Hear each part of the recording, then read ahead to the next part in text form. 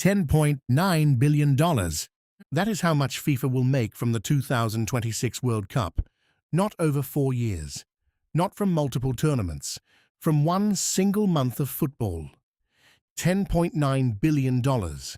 And while that number was being announced, ordinary fans were being charged $1,000 for the cheapest seat in Los Angeles, $10,000 for a ticket to the final, $98 for a train ride that normally costs $13. So here is the question that nobody at FIFA wants you to ask.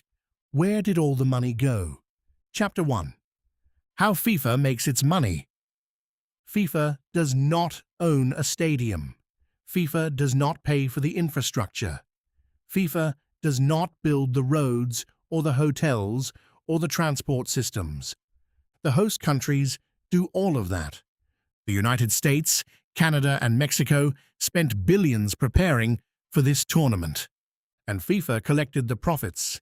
Here is how the money breaks down. Television rights. The biggest piece of the pie. Broadcasters around the world pay FIFA billions for the right to show World Cup matches.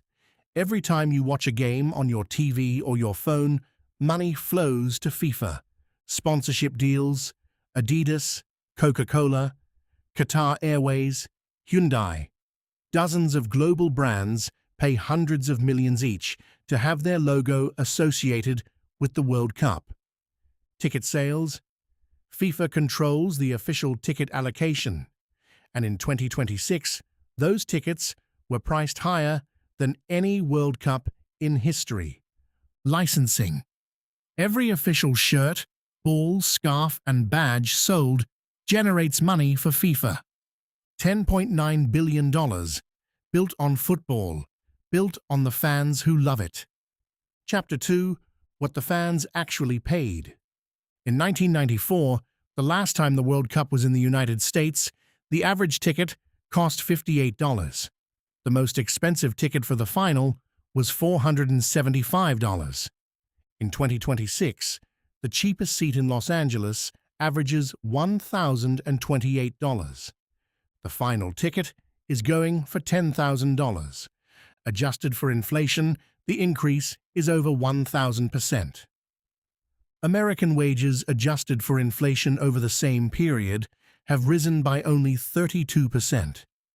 In Mexico City, the average ticket for the opening match was $1,300. In New York, a fan needed 2 nights of hotel and 1 match ticket, and the cost was $2,000 before travel. The train to the stadium in New Jersey, which normally costs $13, was charging $98 on match days. FIFA called this the greatest World Cup ever. The fans called it something else. Chapter 3. Where the money actually goes. FIFA distributes prize money to the competing nations. In 2026, the total prize money pool is set at $1 billion. Every team that qualifies receives money. Teams that go further receive more. The winners take the largest share. But here is what FIFA does not advertise. $1 billion out of $10.9 billion. That is less than 10% going back to the teams and players who actually create the product. The rest stays with FIFA, goes to member associations, funds development programs, pays executive salaries, covers operational costs. FIFA's president Gianni Infantino earns millions per year. FIFA's top executives earn packages that would make the CEOs of major corporations envious. The organization that runs the most watched sporting event on earth pays its leaders extraordinarily well, while charging ordinary fans $1,000 to sit in the cheap seats. Chapter 4. The host countries paid the bill. The United States, Canada, and Mexico did not host this World Cup for free. Billions were spent on stadium upgrades, security operations, transport infrastructure, and hospitality zones. SoFi Stadium in Los Angeles required significant investment. Workers at that stadium voted 96% in favor of authorizing a strike just weeks before the tournament, over pay and conditions. In Monterrey, multiple highways and metro stations were reported incomplete just days before matches began. In Mexico City, protesters vandalized World Cup decorations on the day of the opening match, demanding that the government fulfill promises made to workers. The host countries carried the cost. FIFA carried the profits. Chapter 5. The players who built the product. Without Messi, there is no FIFA World Cup final that gets $10,000 tickets. Without Mbappe, there is no broadcast deal worth billions. Without Vinicius Jr., there is no 12 million concurrent viewer stream that breaks records. The players are the product, and the prize money they receive through their national teams is a fraction of what FIFA earns from selling them. The Players' Union FIFPro has been fighting for years for a greater share of revenues for players. FIFA listens politely and then announces another record revenue figure.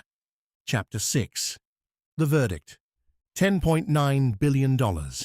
Some of it goes to prize money, some to development programs, some to member associations around the world.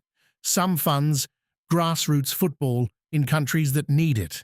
Some of it is genuinely used well, but when you charge a working family $1,000 just to attend one group stage match, when you price out the ordinary fan who made football what it is, when you make $10.9 billion from 1 month of sport and give less than 10% back to the teams who played, something is wrong.